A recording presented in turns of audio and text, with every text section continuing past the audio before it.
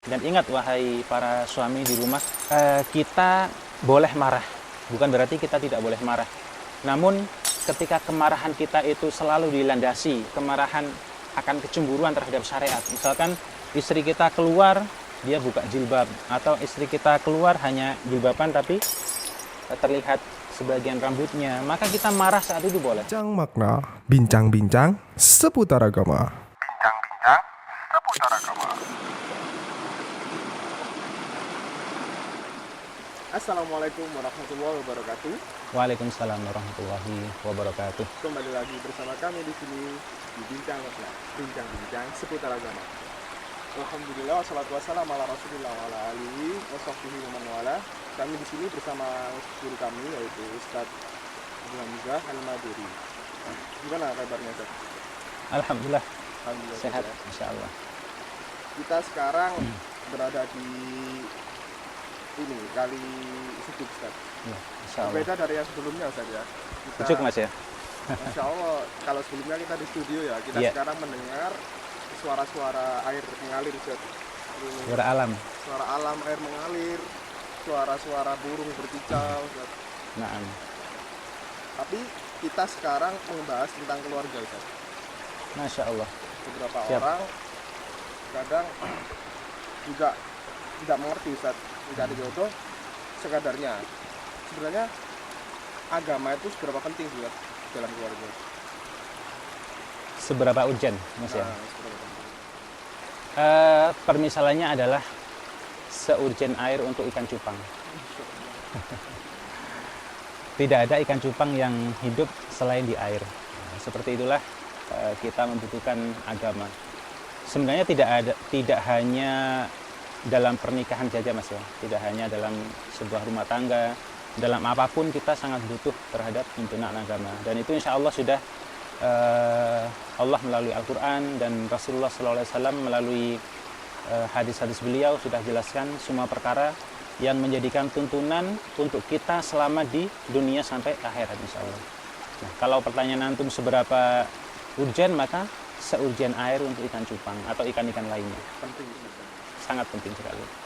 Itu ya penting untuk kehidupan kita juga, Ustaz ya. Benar.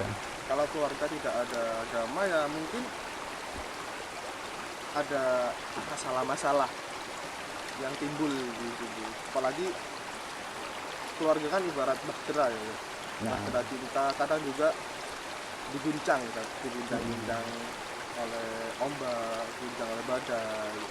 Bagaimana sih kita untuk menyikapi masalah-masalah dalam keluarga? Ya, Mas Dika, sebenarnya masalah itu pasti datang ya. Entah itu dalam keluarga yang mereka menjadikan agama sebuah hukum dalam keluarga mereka, ataupun bahkan keluarga yang tidak menjadikan agama sebagai landasan hukum dalam keluarga mereka. Tapi perbedaannya adalah ketika kita menemui masalah dan kita selalu merujuk kepada aturan agama kita, merujuk kepada Allah dan Rasulullah, insya Allah masalah itu akan selesai dengan sangat baik, tidak menyisakan kedoliman baik untuk satu pihak atau pihak yang lainnya.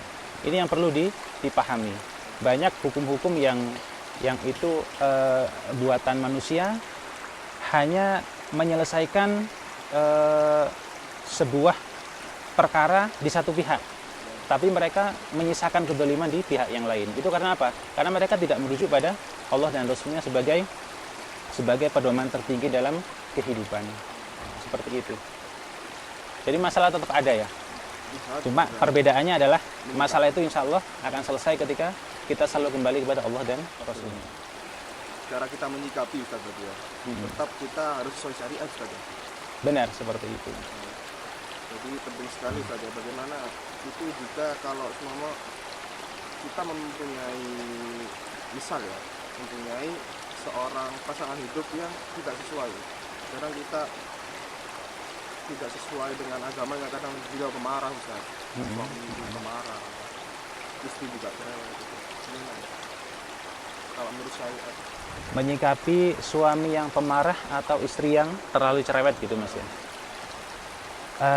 Jadi seperti ini mas, sebenarnya kita itu tidak akan beda jauh dengan pasangan kita. Kita akan dijodohkan dengan orang yang semisal kita.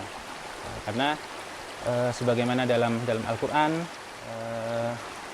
orang-orang wanita yang baik untuk laki-laki yang baik, dan laki-laki yang baik untuk wanita yang baik, laki-laki yang buruk untuk wanita yang buruk, begitu juga sebaliknya.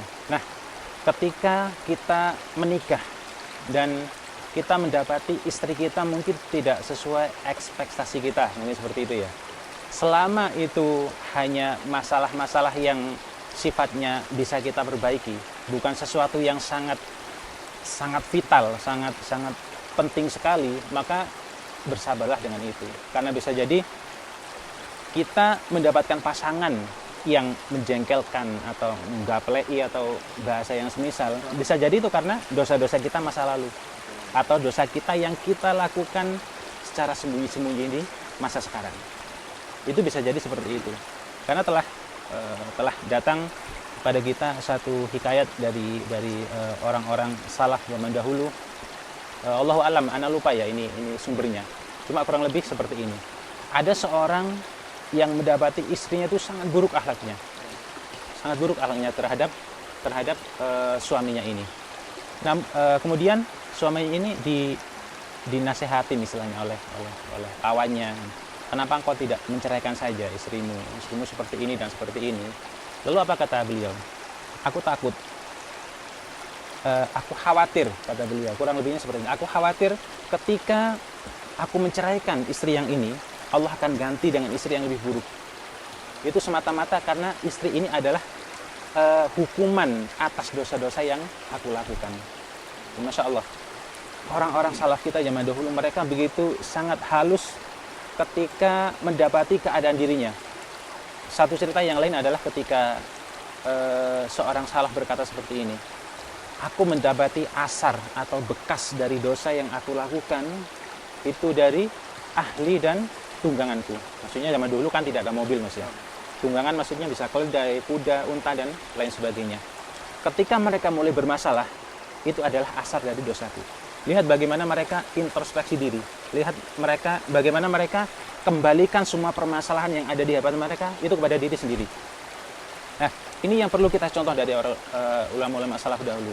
Bisa jadi kita mendapatkan mungkin saat ini istri kita cerewetnya luar biasa, atau suami dari seorang saudari kita pemarahnya luar biasa. Bisa jadi itu karena dosa-dosa yang dia lakukan di masa lalu yang belum selesai. Mungkin hukukul walidainnya pada ibu bapaknya di masa lalu, atau dosa-dosa yang mungkin dia sudah lupakan dan itu berkenaan dengan makhluk, dengan hakul adami, dan dia belum minta maaf. Bisa jadi seperti itu. Maka lebih banyaklah introspeksi diri, lebih banyak muhasabah diri ketika pasangan kita mulai bermasalah, atau bahkan tunggangan kita mulai bermasalah. Mulailah muhasabah diri. Ya Allah, jangan-jangan ini akibat dosaku. Ampuni aku kalau itu antara aku dan engkau, dan ampuni aku ketika antara aku dan makhluk itu, dengan makhluk maksudnya, dan kita minta maaf pada makhluk tersebut, ada orang tersebut, saudari kita atau kawan karib kita, seperti itu. Jadi intinya selalu kembalikan pada kita, Mas, dan bersabar. Selama masalah itu tidak sangat urgent betul, masalah sangat urgent itu masalah gini ya. Seperti pasangan kita tiba-tiba nyembah batu dan dia sudah tidak bisa dibilangin, sudah pokoknya nyembah batu misalkan, melakukan kesyirikan, sesuatu dosa yang sangat fatal dan itu tidak terampuni ketika mati dalam keadaan tidak bertaubat, seperti itu.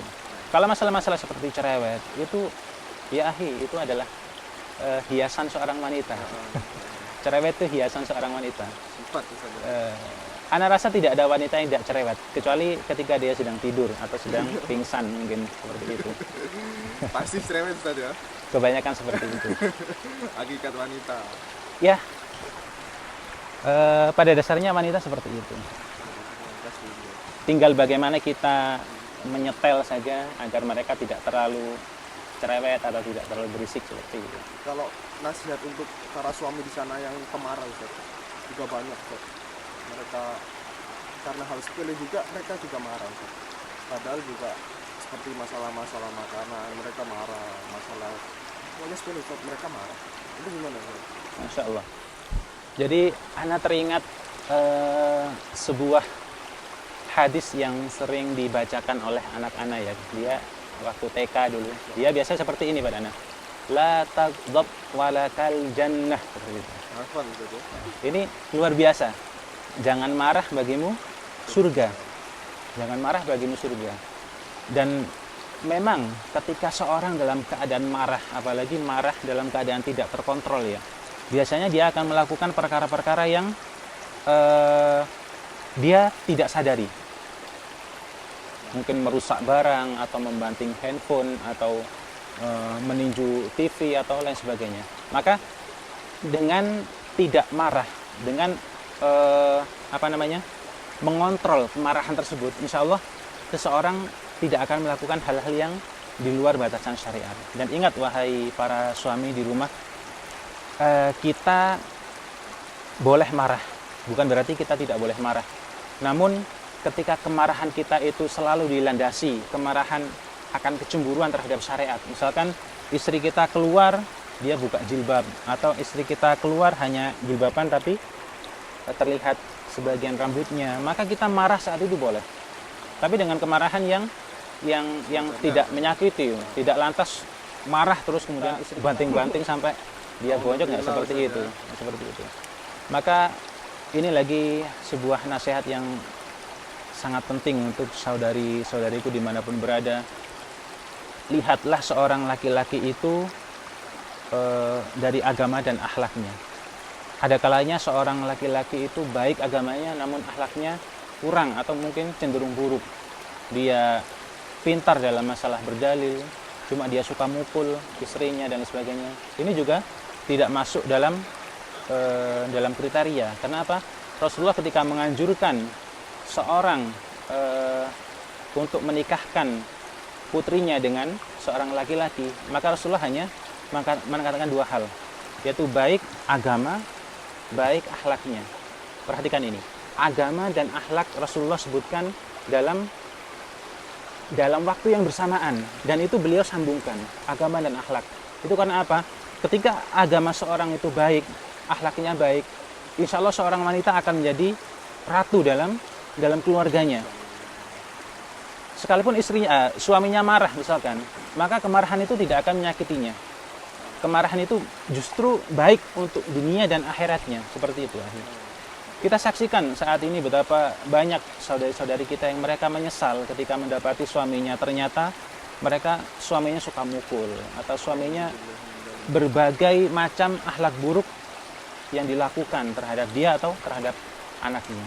Maka selalu perhatikan ini wahai para wali, wahai orang tua yang ingin menjodohkan anaknya, atau ada seorang laki-laki yang datang untuk meminta anak antum semuanya, perhatikan dua hal ini, agama dan akhlak. Karena ketika dua hal ini sudah ada pada seorang laki-laki, insya Allah anak kalian atau saudari kalian itu akan bahagia dunia dan akhirat. Rasulullah pun orang yang paling baik pada keluarganya saja. Naam. Jadi Rasulullah itu pernah bersabda yang kurang lebih seperti ini. Sebaik-baik kalian adalah yang paling baik akhlaknya. Dan sebaik-baik kalian adalah yang paling baik akhlaknya terhadap ahli, anak istri. Dan aku, kata Rasulullah, adalah orang yang paling baik akhlaknya terhadap para istriku. Laki-laki yang baik itu berarti memuliakan istrinya saja. Bagaimana ratu di rumahnya saja. Seperti itu. Masya Allah. Bincang makna, bincang-bincang seputar agama. Bincang-bincang seputar agama.